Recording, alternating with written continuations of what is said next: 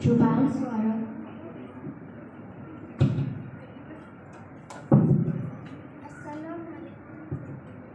Assalamualaikum warahmatullahi wabarakatuh.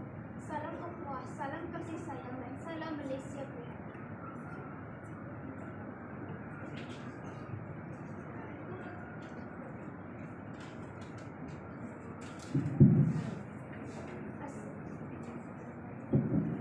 Assalamualaikum warahmatullahi wabarakatuh.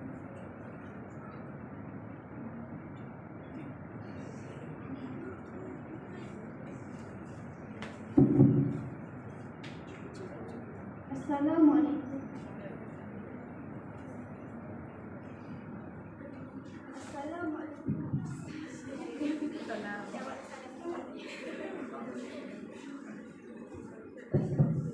Assalamualaikum warahmatullahi wabarakatuh.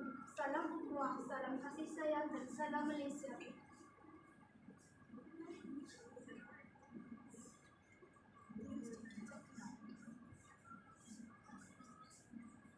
Bersyukur kehadiran Ilahi. Dengan izinnya dapat kita berkumpul pada sesi forum kali ini. Bersama saya, Nurnisa Kaisara binti Muhammad Darwis, moderator anda pada petang ini. Sebelum kita mengupas dengan lebih lanjut mengenai topik forum kita pada hari ini, marilah kita berkenalan dengan ahli forum kita. Di sebelah kanan saya, ahli forum pertama kita, Saudari Jamie. Apa khabar, Saudari? Sehat. Apa khabar saudari moderator? Alhamdulillah, sehat juga.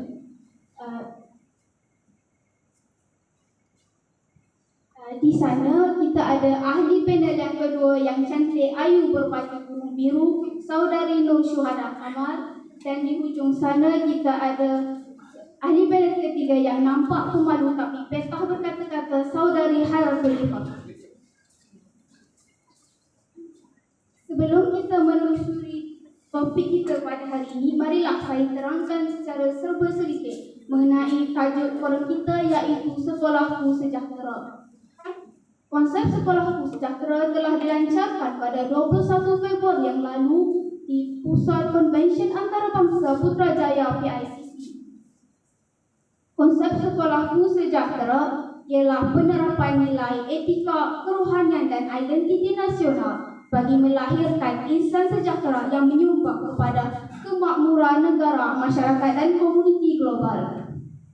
Konsep ini digagaskan sebagai satu kerangka konsep yang akan memayungi pelbagai tema inisiatif dan program sedia ada Kementerian Pendidikan Malaysia yang berteraskan nilai ini. 14 elemen yang perlu sentiasa diterap, dididik dan diamalkan ialah selamat, sehat, seronok, etika, empati, jati diri, adab sopan, harmoni, tekun, teliti, terampil, rasional dan artikulasi. Sebelum saya menyimpang dengan lebih jauh, soalan saya pada ahli panel pertama. Pada pandangan saudari, apakah ciri sekolahku sejahtera yang perlu diterapkan dalam diri seorang pelajar? Terima kasih saudari moderator atas soalan tadi. Pada pandangan saya, sememangnya tidak dapat dinafikan bahawa harmoni merupakan aspek yang penting dalam konsep sekolahku sejahtera. Tahukah anda apakah itu maksud sekolah harmoni? Sekolah harmoni merupakan sekolah yang bersuasana aman, damai dan tenteram serta sesuai untuk dijadikan latar tempat bagi proses pembelajaran. Sebagaimana yang kita ketahui, sekolah merupakan tempat bagi kita menimba ilmu pengetahuan. Jadi, dengan mewujudkan suasana sekolah yang harmoni, para pelajar dapat menumpukan perhatian dalam proses pembelajaran dan dapat saling membantu antara satu sama lain untuk menyelesaikan masalah. Jadi, inilah sebab kenapa saya berpandangan bahawa harmoni itu merupakan elemen yang penting. Sekian sahaja, saya serah balik kepada saudari moderator. Terima kasih.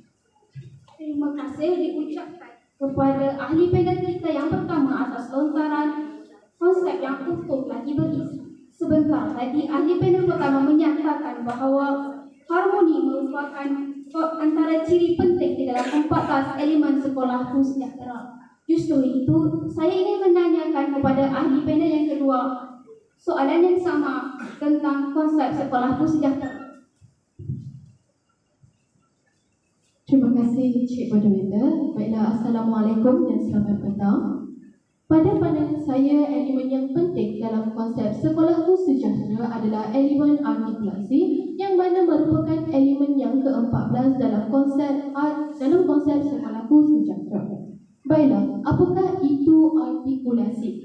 Artikulasi dalam Kamus Dewan edisi keempat bermaksud penyataan idea atau perasaan terutamanya dalam kata-kata.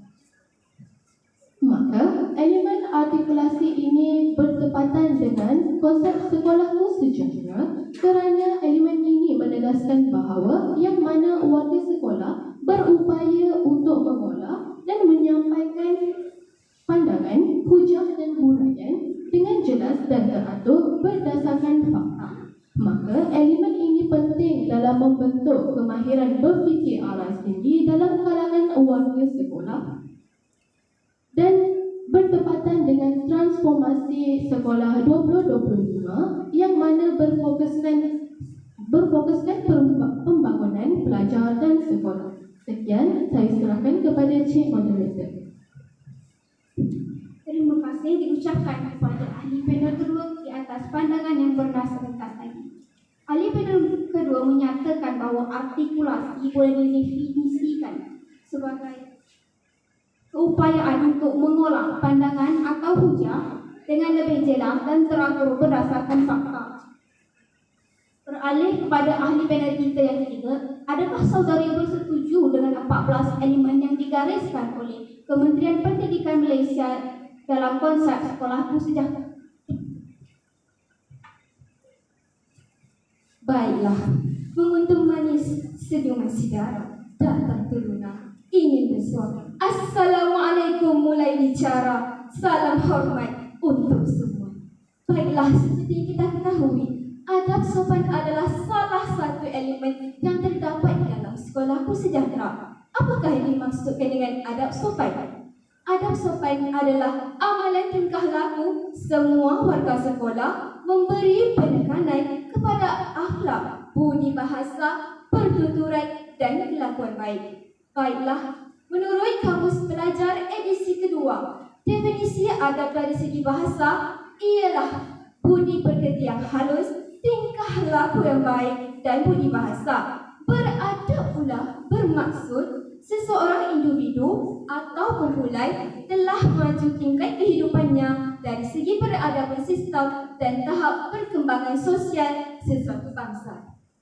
Manakala dalam istilah bahasa Arab, perkataan adab berasal daripada perkataan al-adabu yang bermakna kumpul, iaitu berkumpulnya sifat-sifat yang baik pada seseorang. Maka, menurut Islam, definisi adab ialah kebaikan akhlak, sikap, sifat dan perilaku sama ada pada diri individu atau hubungannya dengan individu yang lain. Ia juga merangkumi tingkah laku manusia yang berasaskan kepada nilai etika, moral, budi bicara, budi pekerti, kesopanan dan kehalusan. Baiklah, saya serahkan kepada Cik Moderator yang senyuman yang manis bak gula. Sungguh intelektual pemikiran saudari kita yang ketiga ini. Bulan semakin terang, bayang semakin jelas. Memang tidak dapat disangkal bahawa adab sopan merupakan satu ciri yang wajar diberikan perhatian. Tetapi saya ingin bertanya kepada ahli panel yang pertama. Menurut saudari, apakah langkah yang wajar dilakukan untuk memastikan kejayaan program konsep sekolahku sejahtera ini? Terima kasih saudari moderator. Sebenarnya terdapat pelbagai langkah yang boleh dijalankan untuk membentuk suasana harmoni di kawasan sekolah. Sebagai lontaran idea dia. Yang pertama, pihak sekolah boleh menganjurkan pelbagai program seperti kempen sidang budaya, sambutan hari raya dan sebagainya untuk memupuk kesepahaman dalam kalangan pelajar yang terdiri daripada berbilang kaum. Bab kata pepatah, tak kenal maka tak cinta. Jadi, dengan penganjuran aktiviti-aktiviti ini, pelajar yang terdiri daripada berbagai kaum dapat saling mengenali dan menghormati antara satu sama lain, tak kira dari segi kebudayaan ataupun kehidupan seharian. Jadi, jelaslah kepada kita bahawa perselisihan faham dapat dielakkan dan suasana yang harmoni dapat diwujudkan di kawasan sekolah. Seterusnya, jika ditinjau daripada perspektif yang lain, pelajar sendiri juga memainkan peranan yang penting dalam membentuk suasana sekolah yang harmoni. Pada pendapat saya, disiplin itu merupakan tunjang bagi keharmonian sekolah. Boleh dikatakan, para pelajar tidak boleh melibatkan diri dalam kes-kes disiplin sebagai contoh gangsterisme dan kes bully. Ini sama juga kepada pelajar yang dibuli. Anda tidak boleh mendiam diri dan sepatutnya perlu berani untuk menegakkan kebenaran bagi diri sendiri supaya hukuman dapat dijatuhkan kepada pembuli. Sudah terang lagi bersulung, sekolah yang bebas daripada kes-kes disiplin ini dapat menjadi sekolah yang bersuasana harmoni. Sekarang, biar kita lihat kepada kepentingan mewujudkan sekolah yang bersuasana harmoni. Bab kata peribahasa, pemuda harapan bangsa, pemudi tiang negara. Dengan mewujudkan suasana yang harmoni dan sikap saling menghormati di kawasan sekolah, pelajar dapat terus mengamalkan dan menerapkan nilai murni ini sehingga masa kelak. Ini secara tidak langsungnya dapat membentuk masyarakat yang bersatu padu dan harmoni. Jadi, sudah terang lagi bersulung, sekolah yang bersuasana harmoni merupakan elemen yang tidak boleh diabaikan kerana ia akan mempengaruhi sikap dan pemikiran pemuda di negara kita. Sekarang, izinkan saya mengakhiri perkongsian saya dengan sebut kata seorang ahli sejarawan Republik Rom. Beliau bernama Solas. Beliau berpendapat bahawa keharmonian merupakan elemen yang penting kerana ia dapat membentuk masyarakat yang bersatu padu dan penggabaiannya akan membawa masalah yang serius. Sekian sahaja perkongsian saya. Terima kasih dan saya serah balik kepada saudari moderator. Begitu hebat sekali pandangan dan kata-kata dari ahli panel pertama sebentar tadi. Diharapkan semua pihak dapat bersama-sama bergandeng bahu untuk menjayakan program ini. Sekarang kita beralih pula kepada ahli panel kita yang kedua. Secara ringkas, apakah langkah yang boleh diambil untuk menjayakan program ini? Terima kasih, Cik Moderator. Baiklah, jika ditanyakan pandangan saya tentang langkah untuk memupuk sikap artikulasi dalam kalangan warga sekolah adalah mengadakan forum remaja yang mana bersasarkan pelajar sekolah. Ini kerana para pelajar akan meneliti dan memastikan fakta dan huraian yang akan dihujah bertepatan dengan tema yang diberikan. Secara langsung membentuk perwatakan dan pemikiran pelajar yang matang dan kreatif. Selain itu juga, elemen artikulasi bukan sahaja berfokuskan kepada pelajar-pelajar biasa, tetapi juga berfokuskan kepada pelajar yang berkeperluan khas yang mana mempunyai masalah pembelajaran. Antara kaedah yang dapat dilakukan oleh pihak sekolah adalah menggunakan kaedah sumbang saran. Baiklah, apakah itu tujuan sumbangsaran? Sumbangsaran adalah untuk menggalakkan murid menggunakan imajinasi secara kreatif dan aktif. Selain itu juga, objektif keseluruhan sumbangsaran adalah bertujuan untuk mencari idea-idea baru serta kombinasi idea dengan pelajar-pelajar lain.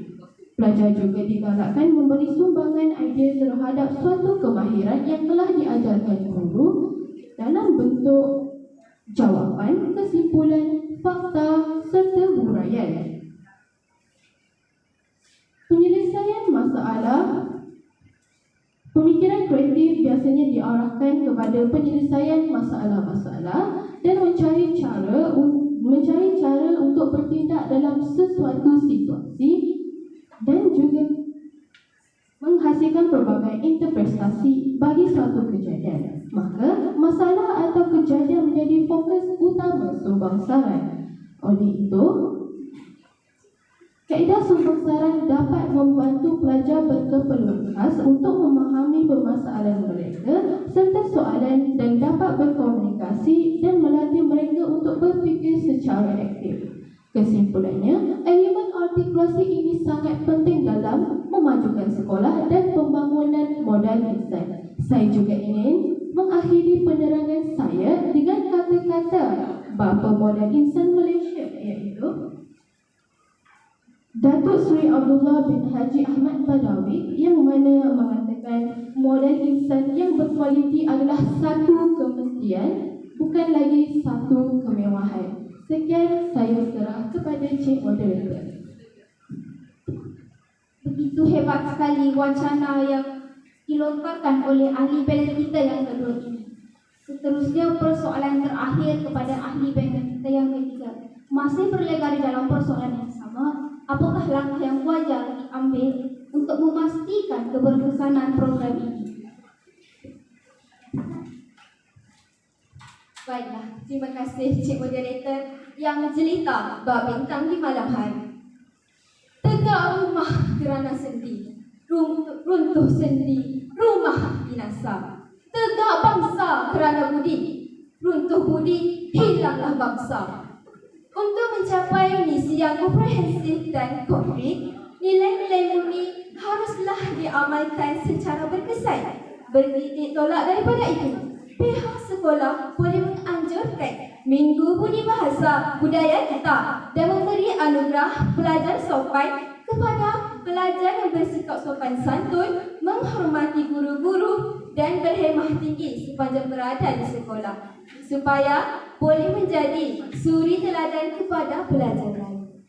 Tambahan pula, para pendidik harus mementingkan amalan nilai murni dalam proses pengajaran dan pembelajaran dengan mengajar murid-murid tentang adab sopan ketika berada di dalam kelas, adab sopan ketika berkomunikasi dengan guru dan rakan-rakan.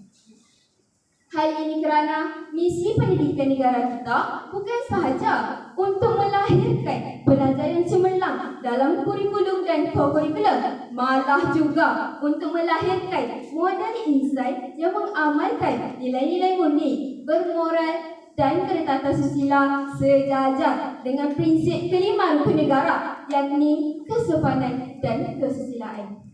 Dikdusinya sudah terang lagi bersulap bahawa elemen sekolahku sejahtera merupakan senjata yang dominan untuk memupuk nilai-nilai murni dalam kalangan pelajar.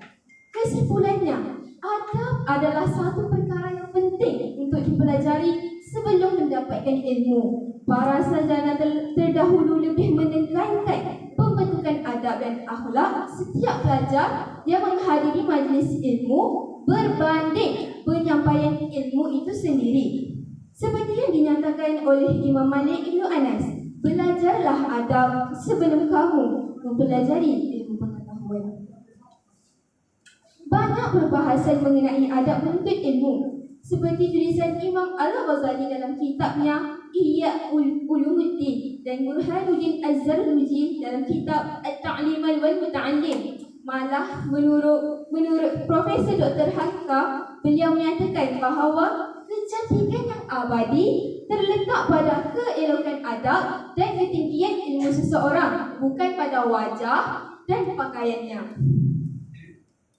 Baiklah, saya akhiri kata-kata saya dengan serangkap pantun. Yang kurit itu kunci, yang merah itu seragam, yang baik itu budi, yang indah itu bahasa. Sekian saya serahkan kepada moderator.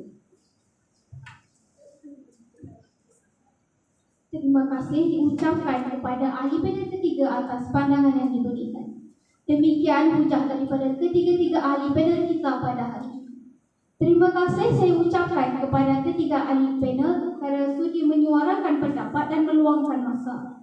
Moga apa yang kita dapat hari ini tidak sekadar masuk telinga kanan, keluar telinga kiri. Nampaknya masa amat mencuburi kita.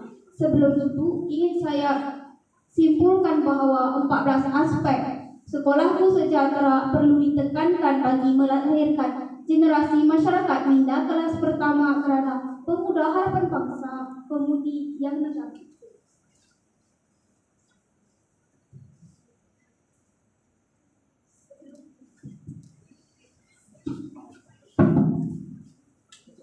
Sebelum mengakhiri forum kita pada hari ini, mohon maaf dari saya sekiranya terkakar bahasa, tersilap bicara sepanjang mengendalikan forum sebentar tadi. Terimalah serangkap pantun yang berbunyi, di atas dahan burung tempua melihat rusa tepi berdiri. Salam perpisahan untuk bersua, di lain masa bersua lagi. Sekian, terima kasih.